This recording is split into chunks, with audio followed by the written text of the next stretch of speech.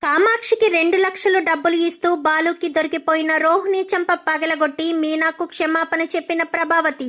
అసలు ఇదంతా ఎలా జరిగిందనేది వీడియోని స్కిప్ చేయకుండా చివరి వరకు చూడండి. గుండె నిండా గుడిగంటలు అప్కమింగ్ ఎపిసోడ్స్ లో ఏం జరగబోతుందో ముందుగా తెలుసుకోవాలి అనుకుంటే వీడియోని లైక్ చేసి ఛానల్ ని సబ్స్క్రైబ్ చేసుకుని పక్కనే ఉన్న బెల్ సింబల్ లో ఆల్ పై క్లిక్ చేయండి. మీనా బాలు జోడీ కనుక మీకు నచ్చినట్లయితే కామెంట్ లో ఎస్ అని టైప్ చేయండి. మొత్తం మీరు చూసుకున్నట్లయితే బాలు అనుకున్నది అనుకున్నట్టుగానే మీనాని కాపాడుకుంటాడు.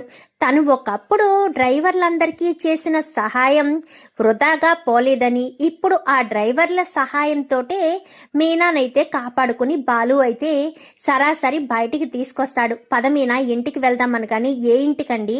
నా మీద దొంగతనం మోపి నా ఇంటికా? నేను దొంగని కాదు అని నా నిజాయితీ నిరూపించుకున్న రోజే ఆ ఇంట్లో అడుగు పెడతాను. నేను దొంగతనం చేయలేదు.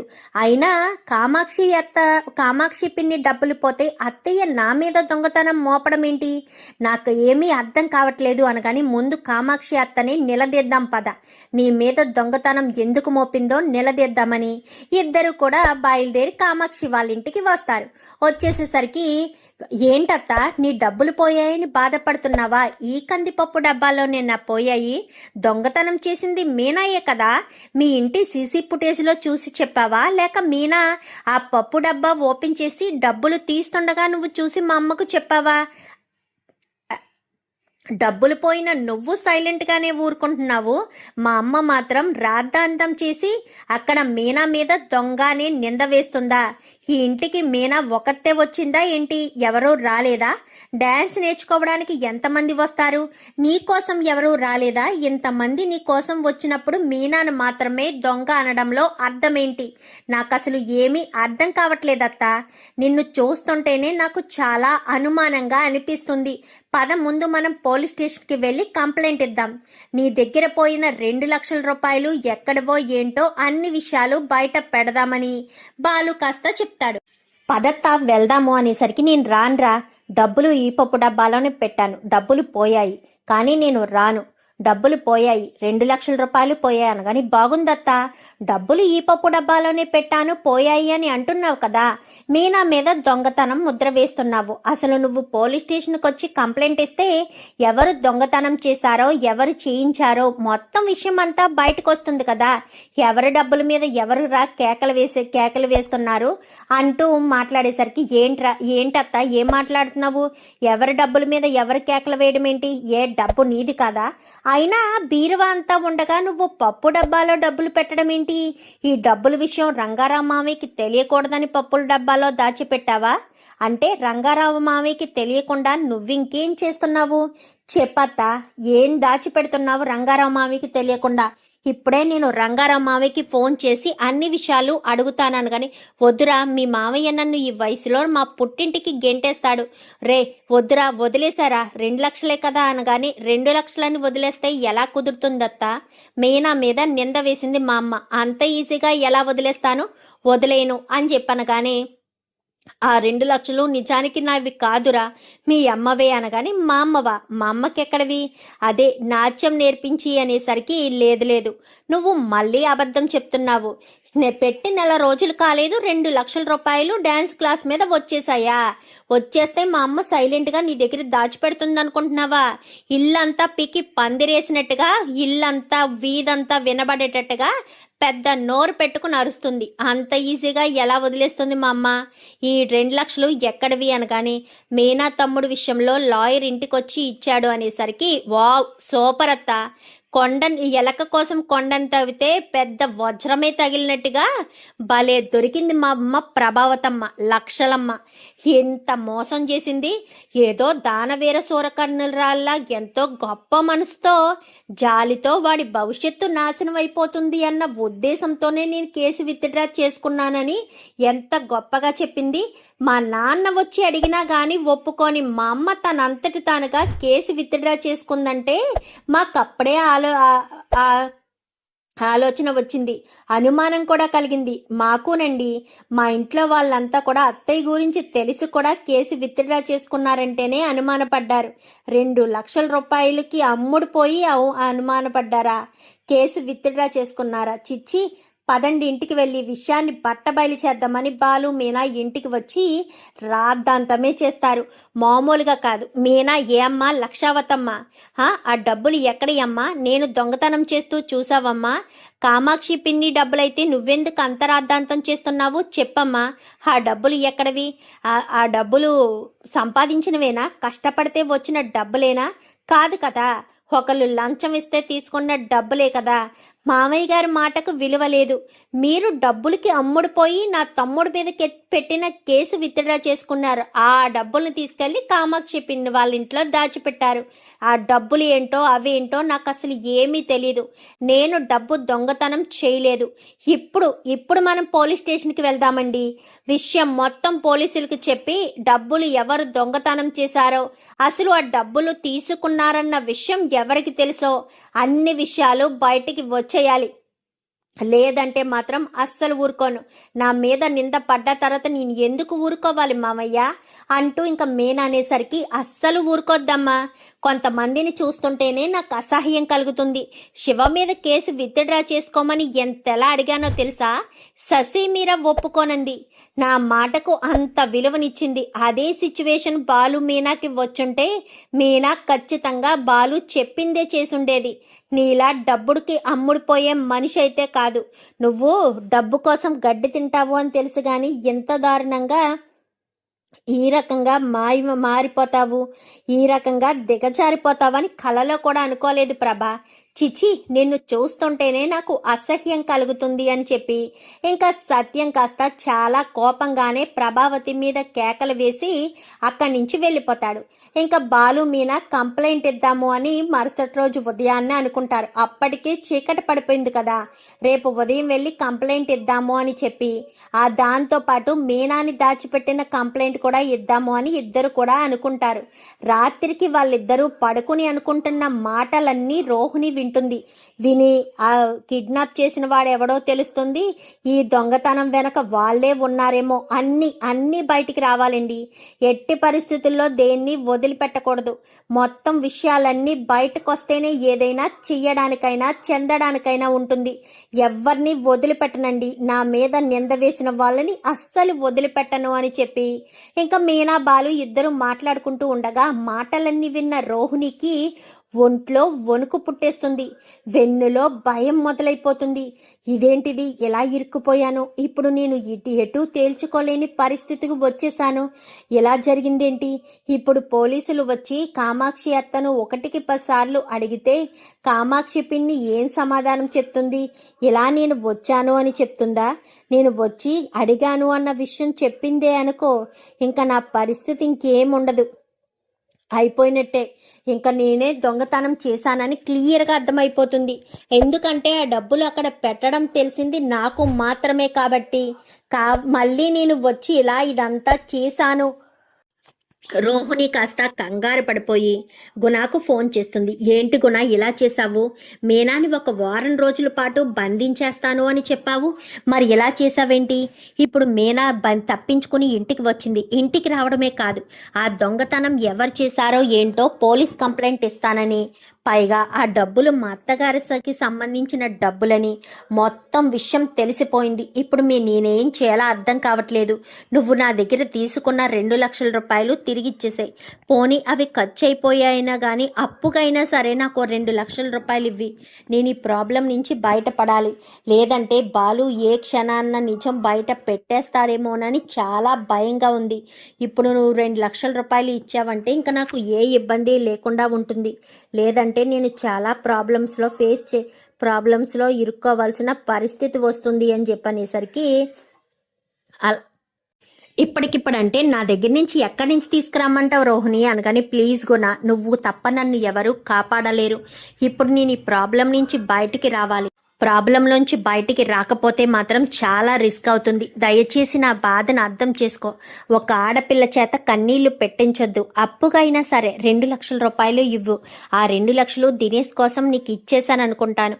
ఒక్క 2 లక్షల రూపాయలు నాకు ఇస్తే ఈ ప్రాబ్లం నుంచి బయట పడతాను అనేసరికి, సరే రేపు ఉదయాన్నే రా, ఇస్తాను అని చెప్పనగానే సరే అని ఉదయాన్నే ఎవరూ లేవకముందే రోహిణి గబ్బ లేచి రెడీ అవుతుంది. రెడీ అయ్యి ఇంకా గుణ దగ్గరికి వెళ్తుంది. గుణ దగ్గరికి వెళ్ళి 2,00,000 రూపాయలు తీసుకుని ఆ డబ్బుల్ని కాస్త బ్యాగ్లో పెట్టుకుంటూ ఉండడం రాజేష్ చూస్తాడు.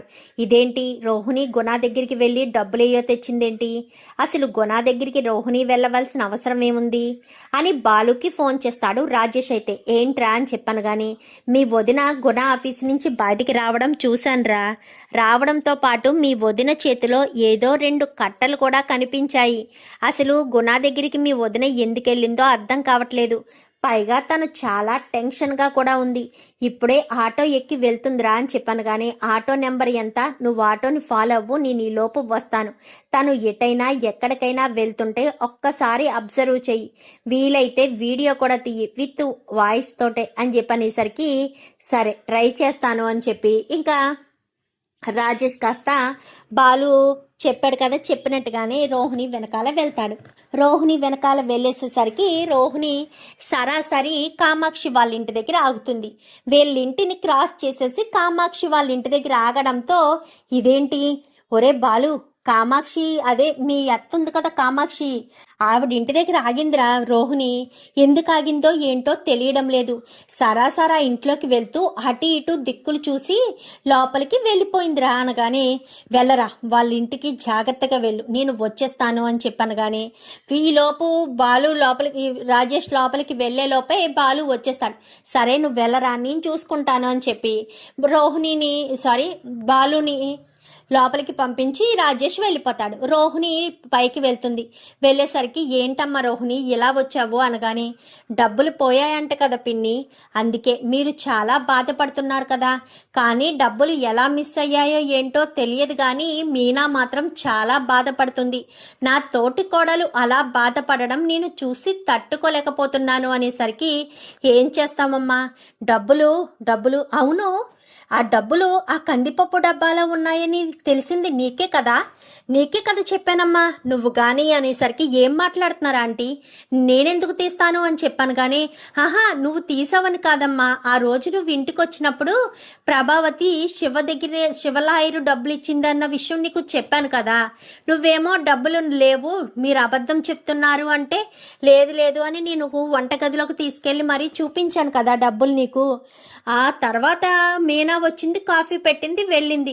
పాపం మీనా డబ్బులు దొంగతనం చేసే మనిషి కాదు, మీనా మీద నింద పడింది అనగానే, అవునాంటీ, అందుకే మీ వాళ్ళు అంటే ఈ ఇంటికి వచ్చే వాళ్ళు ఎవరైనా తీసుండొచ్చు, ఆ ఉద్దేశంతోనే మీనా మీద అత్తయ్య అవకాశం దొరికిందని నింద వేస్తున్నారు. ప్రతిరోజు మీనాని తిడుతున్నారు. పాపం మీనా, తను ఏ తప్పు చెయ్యదు, కానీ నిందలు మొయ్యాల్సిన పరిస్థితి వస్తుంది కదా. అందుకోసమనేనా ఆంటీ ఈ 2,00,000 రూపాయలు ఇంట్లో పోయిన డబ్బులు దొరికాయి అని చెప్పి ఇచ్చేయండి అనగానే, ఏంటమ్మా నువ్వు ఇస్తున్నావా అని చెప్పాను. కానీ అవును నేనే ఇస్తున్నాను, ఇవ్వండి ఆంటీ, ఏం కాదు అనగానే, నువ్వెందుకు ఇస్తావు, అయినా మీనా మీద నింద పడితే నువ్వు హ్యాపీగా ఫీల్ అవుతావు, కానీ నువ్వు డబ్బులు ఇచ్చి మీనా ప్రాబ్లం నుంచి బయట పడేటట్టుగా చెయ్యి అని ఎందుకు చెప్తున్నావు, నాకు ఇందులో ఏదో మార్పం అనిపిస్తుంది, చెప్పమ్మా అని చెప్పాను. కానీ ఇంకా నీకు అర్థం కాలేదా అత్త, 2,00,000 రూపాయలు తీసింది ఈ రోహిణియే, అందుకని తన పేరు ఎక్కడ బయటికి వచ్చేస్తుందేమోనన్న భయంతోనే 2,00,000 రూపాయలు ఆ గుణ దగ్గర అప్పు చేసి పొద్దుటే వెళ్ళి గుణ దగ్గర నుంచి డబ్బులు తెచ్చి నీ కట్టుకొచ్చిస్తుంది అనగాని, ఏంట్రా బాలు ఏమంటున్నావు అనగాని, అవును నువ్వు డబ్బులు ఉన్నాయి అని ఎవరికి చెప్పావు, మా అమ్మకు ఈ 2,00,000 ఎలా వచ్చాయి అన్న విషయం ఎవరెవరికి తెలుసు, నాకు మీ అమ్మకు, అప్పుడైతే ఈ రోహిణికి, ఇప్పుడైతే బాలు నీకు మీనాకు అనుకో అని చెప్పాను. కానీ మా గొడవ వదిలేసే, అప్పటి సంగతే మాట్లాడుకుందాం. పార్లలమ్మకు తెలుసా, నువ్వు చెప్పగానే నమ్మిందా అనగాని, ఏంటి బాలు ఎంక్వైరీ చేస్తున్నావా అనగాని, నువ్వొక్క నిమిషం ఉండు పార్లలమ్మ, ఎందుకంత కంగారు పడిపోతున్నావు, దొంగతనం నువ్వు చేసావా లేదో నిరూపిస్తాను కదా, ఎందుకు అంత టెన్షన్ పడుతున్నావు, పోలీస్ స్టేషన్కి వెళ్ళి ఒక్క కంప్లైంట్ ఇచ్చి నీ మీద అనుమానం అని చెప్పాను అనుకో, చిన్నప్పుడు తాగిన ఉగ్గు పాలతో సహా అన్నీ కక్కించేస్తారు. ఇక్కడ నిజం ఒప్పుకుంటే బాగుంటుంది పార్లలమ్మ, లేదంటే మాత్రం చాలా కష్టం అని చెప్పనేసరికి అది నేనేం తీయలేదు, మీనాని అత్తయ్య అని చెప్పాను. కానీ ఇంకా చాలే అమ్మ నువ్వు నీ నాటకాలు. మీనాని మా అమ్మ తిడుతూ ఉంటే నువ్వు చూడలేక గుణా దగ్గరికి వెళ్ళి గుణా దగ్గర అప్పు చేసి మరీ తీసుకొచ్చిస్తావా? ఇది నమ్మబుద్ధిగా అనిపిస్తుందా పిన్ని అత్త? నువ్వు నమ్ముతావా ఇంతలా జరుగుతుంది అంటేను? అస్సలు నమ్మలేము. కానీ చూసావా ఎలా రోహిణి చెప్తుందో? పదపార్లమ్మ ఇంటికి వెళ్ళి ఇంటికి ఎగిరి తేల్చుకుందాం అనగానే పదరా బాలు అని అందరూ కూడా ఇంటికి వీళ్ళ ముగ్గురు ఇంటికి వచ్చేస్తారు.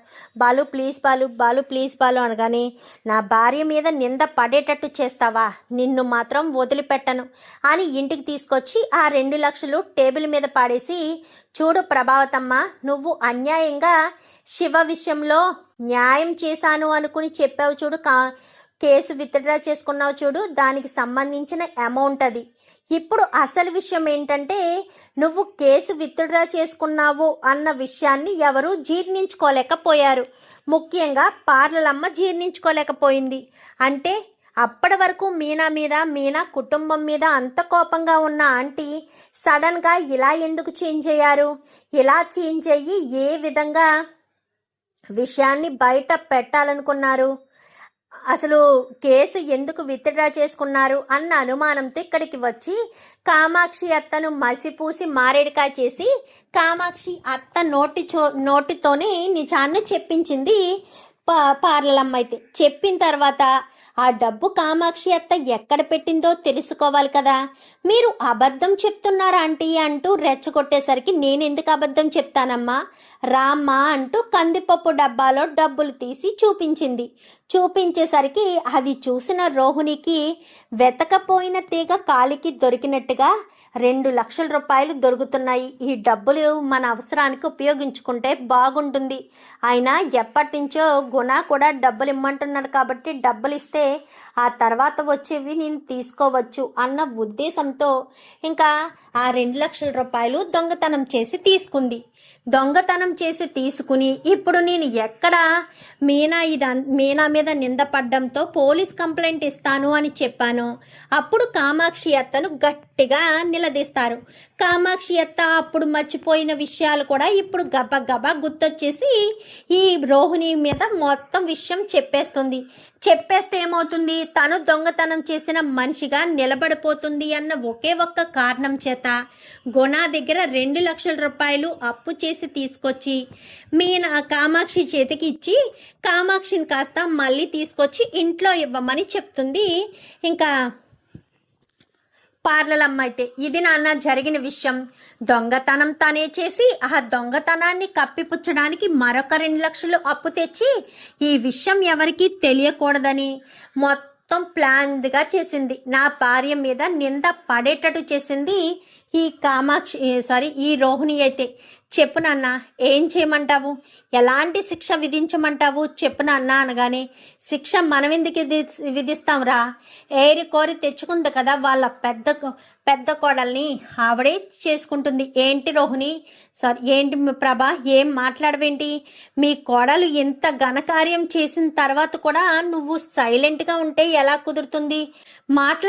మాట్లాడితేనే కదా విషయాలు బయటికి వస్తాయి అంటూ సత్యం మాట్లాడేసరికి చాచి పెట్టి చెంప చెల్లుమనిపిస్తుంది రోహిణి. ఇప్పటి వరకు బాలు చెప్పిందంతా నిజమేనా అనగాని, అది అత్తయ్య అంటూ సొనుగుతూ ఉంటుంది. నిజమా కాదా, సే ఎస్ ఆర్ నో. అది అత్తయ్య అని చెప్పాను కానీ, ఎందుకు తీసవు? ఆ ఇంటికి వచ్చి నువ్వు దొంగతనం చేయవలసిన అవసరం ఏముంది? అసలు ఆ ఇంట్లోకి వచ్చి దొంగతనం చేసే పనే ఉంది. అసలు 2 లక్షల రూపాయలు ఎందుకు తీసావు? తీవాల్సిన అవసరం నీకేముంది? ఎందుకు తీసావు రోహిణి అని చెప్పి ప్రభావతి కాస్త నిలదీసేసరికి అవసరం ఉండి తీసాను అత్తయ్య, ప్లీజ్ అత్తయ్య నన్ను క్షమించండి అంటూ చేతులు జోడిస్తుంది. క్షమించాల్సింది నువ్వు కాదమ్మా, మీ ప్రభావతి అత్తయ్య కూడా కాదు. నువ్వు మీ అత్తయ్య ఇద్దరు కలిసి మీనాని క్షమాపణ అడగాలి. ఎందుకంటే నువ్వు చేసిన తప్పుకి మీనా మీద నింద పడింది. ప్రభావతి నోరుకి అడ్డు అదుపు లేనట్టు, తన నాలుకకి నరం లేనట్టుగా నోటుకొచ్చినట్టల్లా మాట్లాడిన ప్రభావతి మీనాకు క్షమాపణ చెప్పాలి. చెప్పు ప్రభా అని చెప్పనేసరికి నేనా అని చెప్పనగానే నువ్వే చెప్పాలి. చెప్తావా చెప్పవా? ఖచ్చితంగా చెప్పి తీరాలి. ఎందుకంటే తనకు నీ వల్లే ఇబ్బంది కలిగింది, దొంగతనం అనే నింద మోపింది. నువ్వు నోరు అదుపులో పెట్టుకుని అసలు ఎవరు చేస్తారో ఎవరెలాంటి వాళ్ళో తెలుసుకోకుండా మంచి కొడుకుని మంచి కోడల్ని వెనకేసుకుంటూ వస్తుంటావు కదా, అలాంటి దానికి ఇలాగే జరగాలి అంటూ సత్యం వీళ్ళంతా కూడా మాట్లాడేసరికి నేను చెప్పను అనగానే మరి నువ్వు చెప్పకపోతే ఎవరు చెప్తారు? మీనాకు నేను చెప్పనా అని చెప్పాను. కానీ అయ్యో మామయ్య, మీరు నాకు క్షమాపణ చెప్పడం ఏంటా మామయ్య, వద్దు మామయ్య అని చెప్పాను. కానీ లేదు, ప్రభావతి చెప్పట్లేదు కదమ్మా. ప్రభావతిని పెళ్లి చేసుకున్న పాపానికి నేనైనా సరే క్షమాపణ చెప్పి తీరాలి కదా. నా భార్య తప్పు చేస్తే నేను తప్పు చేసినట్టే కదా. నా భార్య చేసిన తప్పుకి నింద నా మీద పడుతుంది కాబట్టి నన్ను క్షమించమ్మా, నేను తప్పు చేశాను, నన్ను క్షమించు, నా వల్ల నీకు ఇబ్బంది కలగదు అని చెప్పాను. కానీ లేదండి, నేనే చెప్తాను, నన్ను క్షమించు మీనా. తప్పు ఎవరు చేశారో తెలియకుండా వెనక ముందు ఆలోచించకుండా నిన్ను నోటుకొచ్చినట్టల్లా మాట్లాడాను. నన్ను నిజంగా క్షమించు. నేను ఏ తప్పు చేయలేదు, తప్పు కూడా చేయను. ఇలా పొరపాట్లు చేసే ఉద్దేశం నాకు లేదు అంటూ ఇంకా మీనా మాట్లాడేసరికి ప్రభావతి అయితే సారీ మీనా అంటూ మీనా చేతులు పట్టుకొని క్షమాపణ అడుగుతుంది. క్షమాపణ అడిగేసరికి మీరు నాకు క్షమాపణలు ఏమీ వద్దు అత్తయ్య, నన్ను ఒక కోడలుగా గుర్తించండి, కోపతాపాలు అవేమీ వద్దు, నన్ను కోడలుగా గుర్తించండి. మీకు కూడా ఎప్పుడూ గౌరవం ఉంటుంది అత్తయ్య. నేనెప్పుడూ మీ గౌరవాన్ని భంగం కలిగించాలని అనుకోలేదు, అది గుర్తుపెట్టుకోండి. మీరు నన్ను ఎప్పుడూ తప్పు పడుతూనే ఉంటారు. మీరు నన్ను తప్పు పట్టినా నేను ఎప్పుడూ మీ విషయంలో తప్పుగా తీసుకోవలేదు. మా అమ్మ నన్ను బెదిరించదా, మా అమ్మ నన్ను తిట్టదా అన్న ఉద్దేశంలోనే ఉన్నాను తప్ప వేరే ఉద్దేశం అయితే నాకు లేదు. అర్థం చేసుకోండి. నిజం నిరూపణ జరిగింది కదా అంటూ బాలు చెప్పి మీనా లోపలికి వెళ్దామని మీనాని తీసుకుని అక్కడి నుంచి లోపలికి వెళ్ళిపోతాడు. వెళ్ళిపోయేసరికి చిచ్చి, వెనక ముందు ఆలోచించుకునే శక్తి లేదు. ఈ నోటికి ఎంత మాట అయితే అంత మాట అనేయడమే, అంత మాట అనేసి బాధ పెట్టేయడమే. బాధ పెట్టేస్తే ప్రశాంతంగా ఉంటుంది. నీకు కావలసిన ప్రశాంతత అంతే కదా. నువ్వు అలానే ఉంటే ఎప్పటికీ నీ దగ్గరికి ఎవరు రారు. ప్రభా, గుర్తుపెట్టుకో, అది గుర్తుపెట్టుకుని మసులుకుంటే బాగుంటుంది.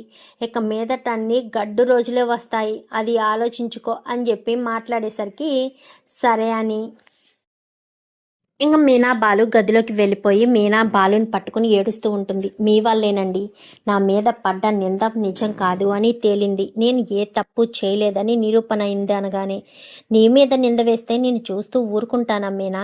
నువ్వంటే నాకు ఎంత ఇష్టమో నీకు తెలీదా? అలాంటి తప్పుడు నీ మీద నింద పడితే నువ్వు దొంగతనం చేశావో లేదో, దొంగతనం చేసే మనిషివో కాదో నాకు తెలీదా ఏంటి? తెలుసు కదా. మరి తెలిసినప్పుడు నేను ఎందుకు అంత ఈజీగా ఇబ్బంది పడనిస్తాను? నిన్నెందుకు అంత ఈజీగా ఇబ్బంది పెట్టి నిన్ను బాధ పెట్టాలని చూస్తాను అంటూ ఇంకా బాలు అనేసరికి అది కాదండి అనగానే ఇంకేం మాట్లాడుకు, ఈ విషయాలు ఏమీ మనసులో పెట్టుకోకు, ప్రశాంతంగా నిద్రపో, అప్పుడు నీకు ఎలాంటి అసంతృప్తి కలగదు, నువ్వు కూడా హ్యాపీగా ఉండు అంతే.